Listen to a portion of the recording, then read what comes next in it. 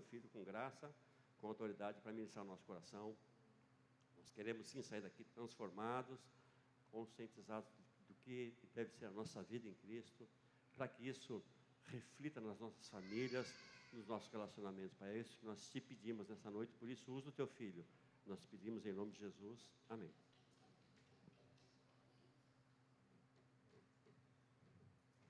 Bom dia, irmãos. Paz de Cristo. É com grande alegria que a gente pode estar junto com os irmãos hoje aqui, né? Já sou membro dessa igreja e congrego aqui estava fazendo as contas agora, 22 anos e meio. Alguém pode dizer, pô, eu nunca vi esse cara. É que fazem 2 anos que a gente mora em Canela, né?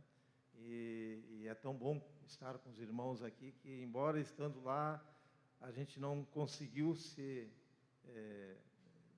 desmembrar, digamos, congregar em outro lugar. Toda vez que a gente pensa nessa possibilidade, Deus fala no nosso coração, não, ainda não, não, ainda não. E nem sei mais se é ainda não ou se é não mesmo, mas, de qualquer forma, quando a gente está sempre com uma bênção, a gente valoriza até, mas quando tem a ausência dessa bênção, às vezes a gente ouve aquela expressão, né? Eu era feliz e não sabia, né? Quantas vezes a gente já ouviu isso? Então, quando a gente tem um pouco mais a ausência, a gente valoriza mais. Então, vocês não sabem como é precioso para mim estar aqui com os irmãos. Não é um jargão, não é uma frase feita. É bom mesmo. Eu estava agora vendo alguns irmãos ali, estava vendo o nosso irmãozinho aqui, lembrando que eu conheci ele desde pequenininho, né? E lá atrás, eu calculei, acho que uns 15 anos atrás, deu uma palavra que Deus revelou no meu coração para ele. Eu perguntei para ele, tu lembra?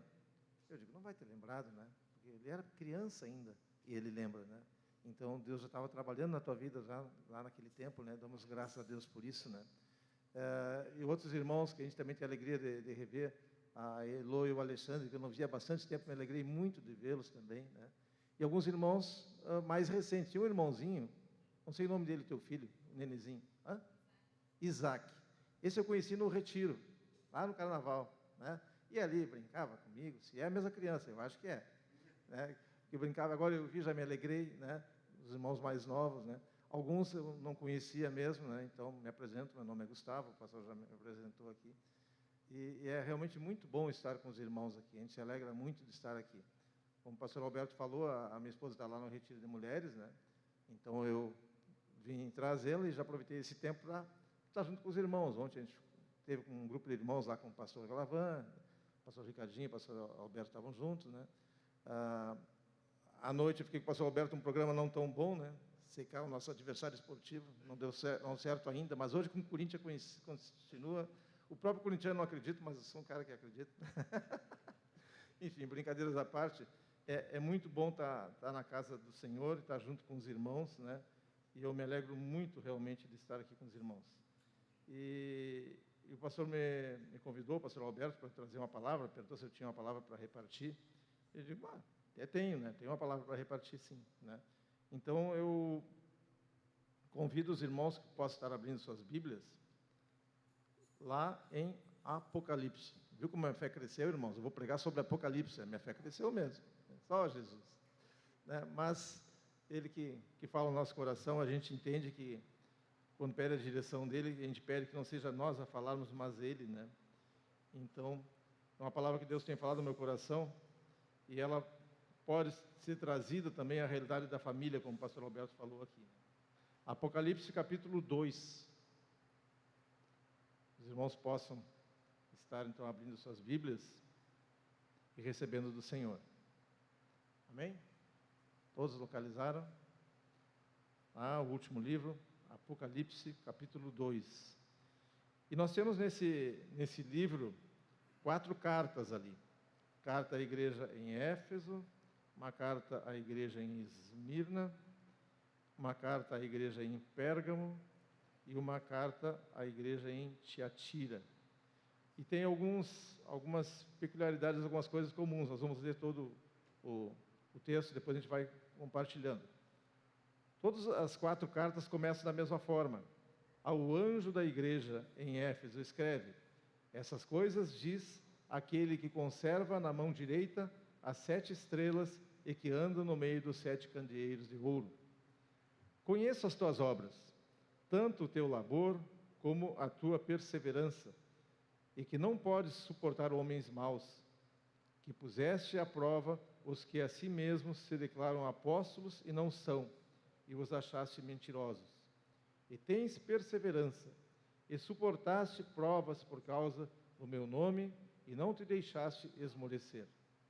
Tenho, porém, contra ti que abandonaste o teu primeiro amor. Lembra-te, pois, de onde caíste. Te arrepende, volta às práticas das primeiras obras, e senão, venho a ti e moverei do seu lugar o teu candeeiro, caso não te arrependas. Tens, contudo, a teu favor, que odeias as obras dos nicolaítas, as quais eu também odeio. Quem tem ouvidos, ouça o que o Espírito diz às igrejas. Ao vencedor lhe darei que se alimente da árvore da vida, que se encontra no paraíso de Deus. Ao anjo da igreja em Esmirna escreve: essas coisas diz o primeiro e o último, que esteve morto e tornou a viver. Conheço a tua tribulação, a tua pobreza, mas tu és rico, e a blasfêmia dos que a si mesmos se declaram judeus e não são, sendo antes sinagoga de Satanás.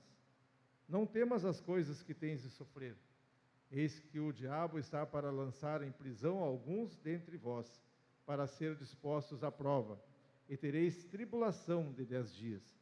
Se fiel até a morte, e te darei a coroa da vida.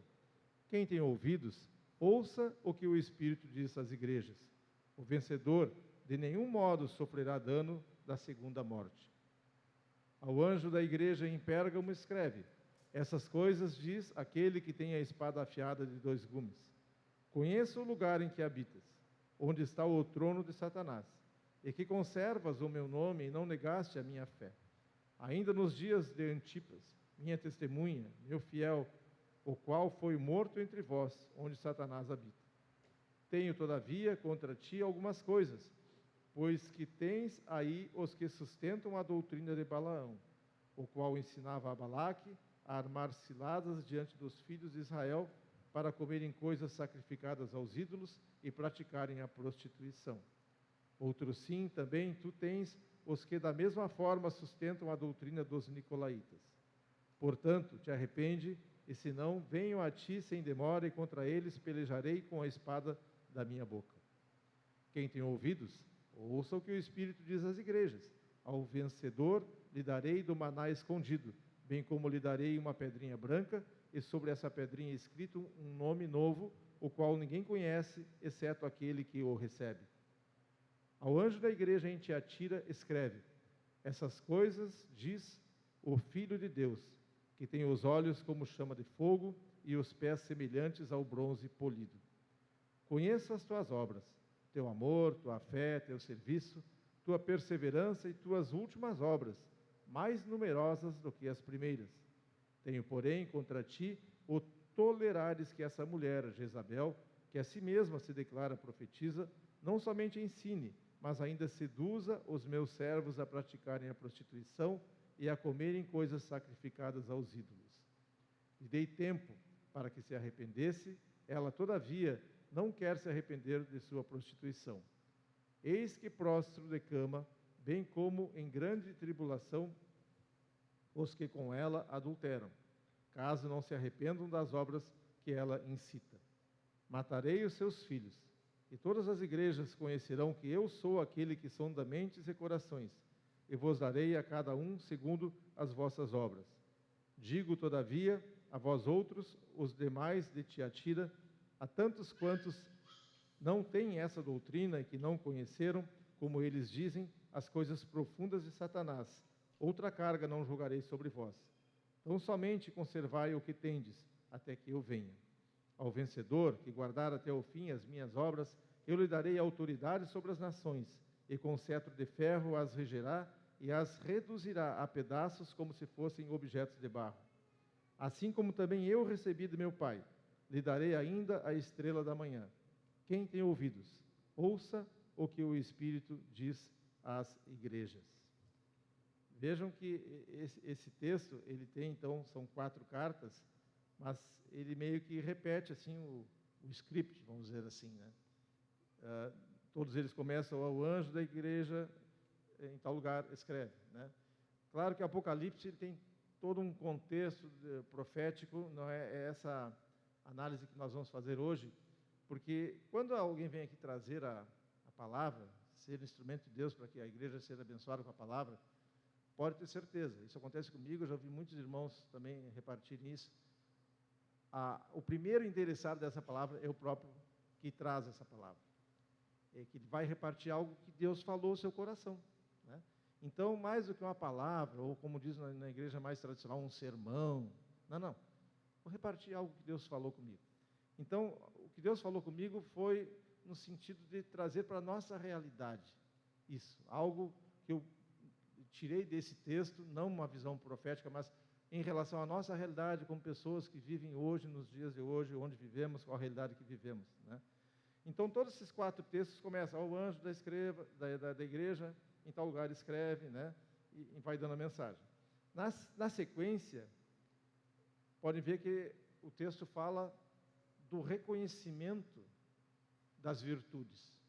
Vê aqui, por exemplo, na primeira carta, conheça as tuas obras, tanto o teu labor, tua perseverança, que não podes suportar homens maus, que puseste à prova os que a si mesmos se declaram apóstolos e não são, os achaste mentirosos, tens perseverança, suportaste provas por causa do meu nome, não te deixaste esmorecer. Bom, então, é um cara que está andando dentro daquilo que Deus quer, está aprovado. Vamos ver na próxima carta, mais adiante ali, na igreja de Esmirna, no versículo 9, conheça a tua tribulação, tua pobreza, mas tu és rico, e a blasfêmia dos que a si mesmos se declaram judeus e não são, sendo antes sinagoga de Satanás. Não temas as coisas que tem de sofrer. Eis que o diabo está para lançar em prisão alguns de vós, para serem postos à prova, tereis tribulação, ser fiel até a morte, e te darei a coroa da vida. Então está falando da vitória também, né? Ali no próximo texto da carta para Pérgamo, no 13, conheça o lugar em que habitas, onde está o trono de Satanás, e que conservas o meu nome, não negaste a minha fé, ainda nos dias de Antipas, minha testemunha, meu fiel, o qual foi morto entre vós, onde Satanás habita. Então, vitória, correto. No texto ali, então, da última, que é a igreja em Tiatira, no versículo 19, conheça as tuas obras, teu amor, a tua fé, teu serviço, tua perseverança, tuas últimas obras, mais numerosas do que as primeiras. Então, são textos, cartas, que falam de pessoas da igreja que têm virtudes, que Deus tem operado na vida delas. Eu estava agora aqui ouvindo o pastor lembrar dos retiros, né? O retiro de homens, que foi uma bênção. Infelizmente não pude estar lá, estava inscrito, mas houve uma necessidade de família, questão de saúde, eu tive que me deslocar, viajei e não pude estar presente, lamentei, mas Deus sabe. E agora, então, os das mulheres estão ali, com certeza, recebendo de Deus. Teremos o retiro lá dos casais no final do ano, né, pastor? E assim como no período de carnaval, o retiro também, que a igreja tem feito habitualmente nesse período.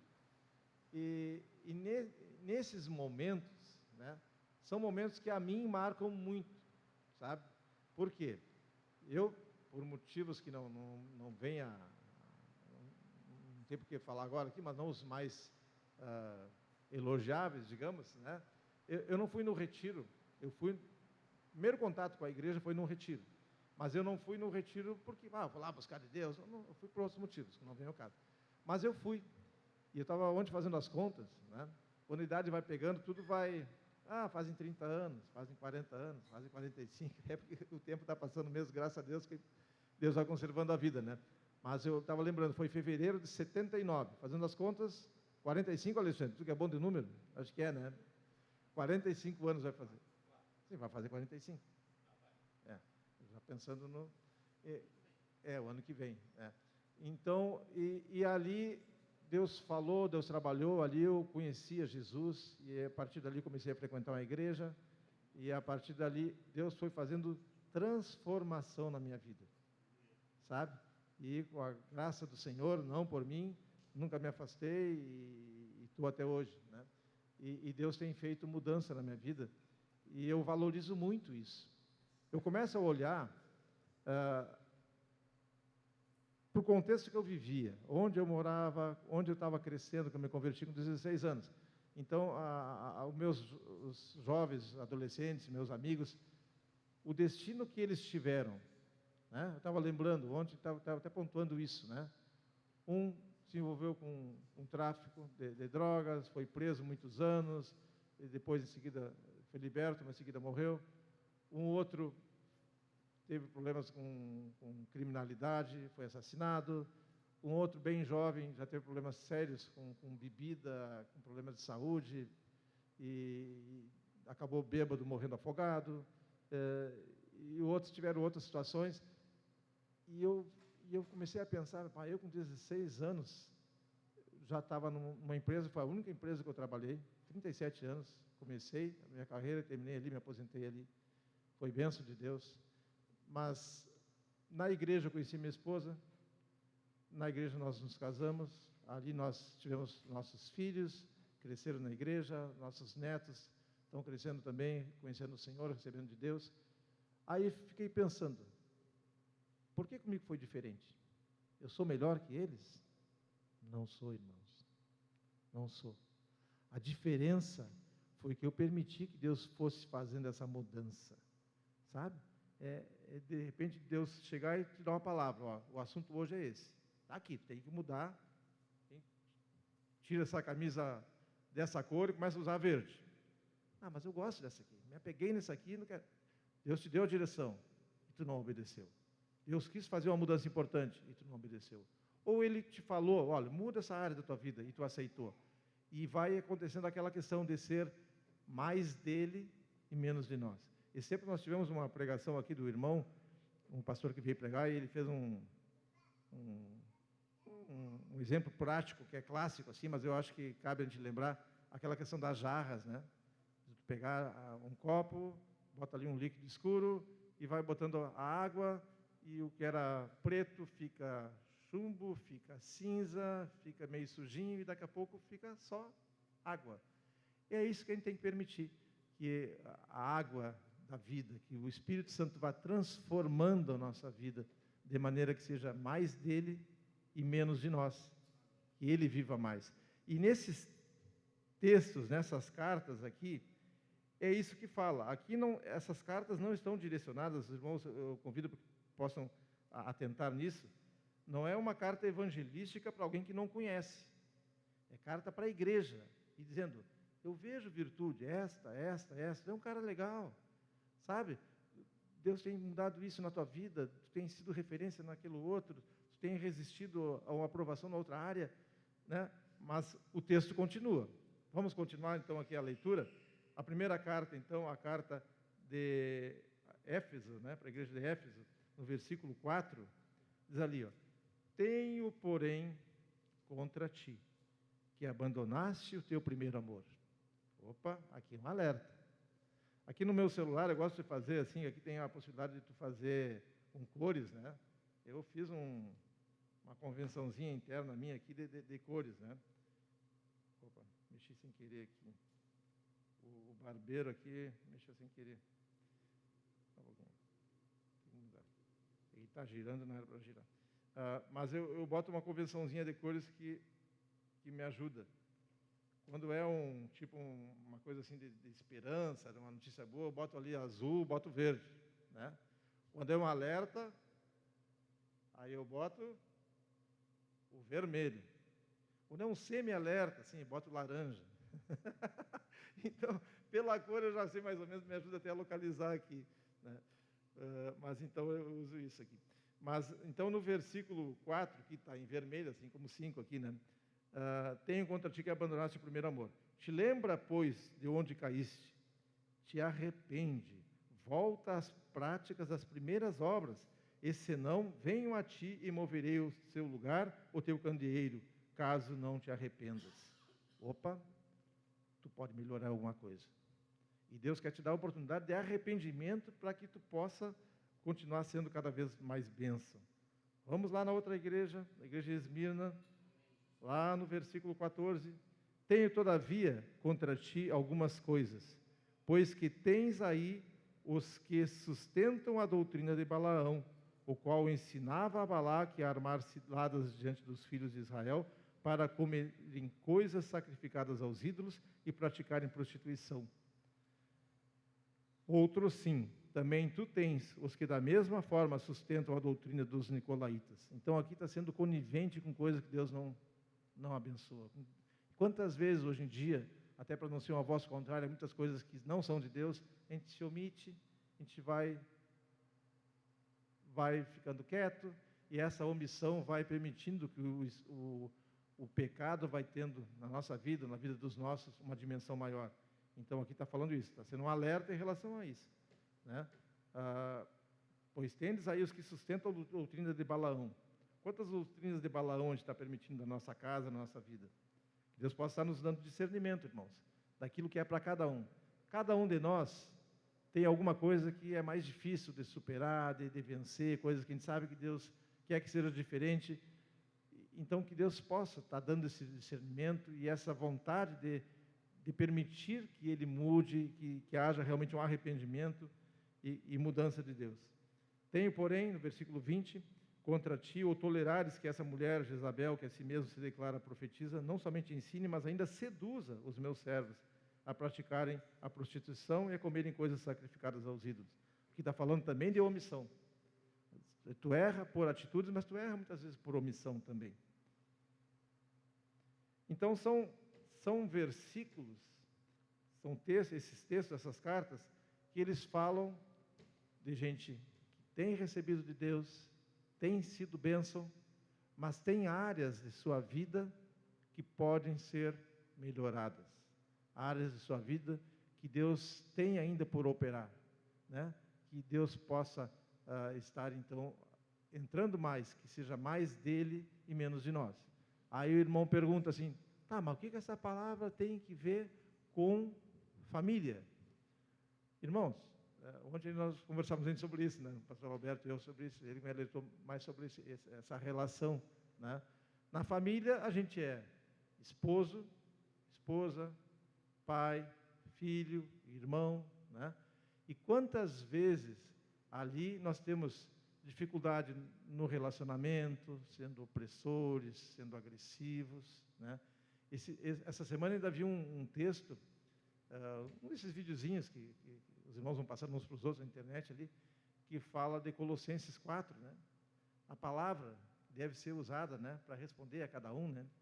E eu na hora já ri, porque essa palavra eu usei dezenas de vezes com meus filhos, na fase de pré-adolescência, adolescência, né? Como deveis responder a cada um? Quantas vezes nós ainda, né? Chega alguém ali, dá uma atravessada, o Ricardinho chega, está azedo, a Paty não está em casa, não fez o café para ele, ele se amarrou, dormiu até tarde, está com o olho inchado, chegou azedo na igreja, e já me deu uma esquinada. Partiu dele a esquinada, mas eu reagi, eu dei outra esquinada. Digo, aqui não vai te criar. É isso que Deus quer? Segundo Gustavo 8,5? Não. Como deveis responder a cada um? Responder, mesmo que o detalhe disso é responder, não está falando de iniciativa do erro. Alguém mancou contigo, alguém errou contigo, te deu até motivo, de repente, de te defender, uma justificativa para tu dizer, não, só estava me defendendo, né? Mas a palavra diz assim, ó, responder com palavras agradáveis, como que temperadas com sal, né? Quem não gosta de uma comidinha lá, bem temperadinha, com sal, né? Agradável, né? E a palavra também fala, né, de palavra branda, né, a palavra mansa, a palavra equilibrada, ela faz o quê? Ela faz o outro ficar indignado? Ou ela desvia o furor? Ela desvia o furor, né? Então, de repente, nós temos essa necessidade nessa área da nossa vida, no nosso relacionamento com os nossos familiares, né?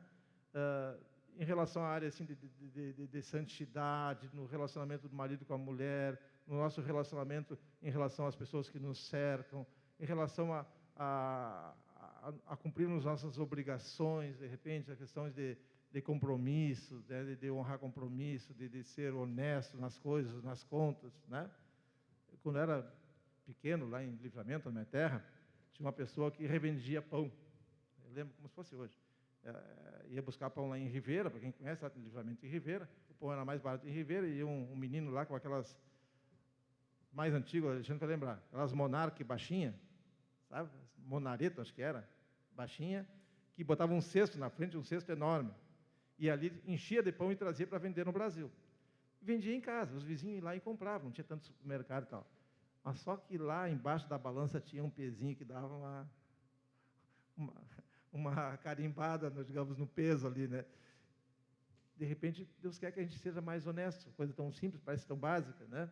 Mas, enfim, cada um sabe naquilo que pode evoluir e deixar que o Senhor trabalhe mais. Então, a palavra, irmãos, é muito simples, é muito básica, mas é isso, né? Que Deus falou no meu coração lá em Apocalipse, nessas cartas, né? Eu posso estar há 45 anos na igreja, eu posso ter nascido na igreja, pode os irmãos me achar o cara legal, não me conhecendo na minha intimidade como eu sou, coisa que só Deus e eu sabemos, né? Agora, que bom as coisas boas que Deus já fez, mas há muito mais que Ele quer fazer, para que tu possa ser um melhor marido, uma melhor esposa, um melhor pai, um melhor irmão, um melhor filho, né? E cada vez mais a gente possa ser sal nessa terra. Amém, irmãos? Amém. Então, eu devolvo para o pastor. Amém. Vamos orar? Vamos ficar de pé? O Leozinho, por gentileza. Glória a Deus. Recebemos essa palavra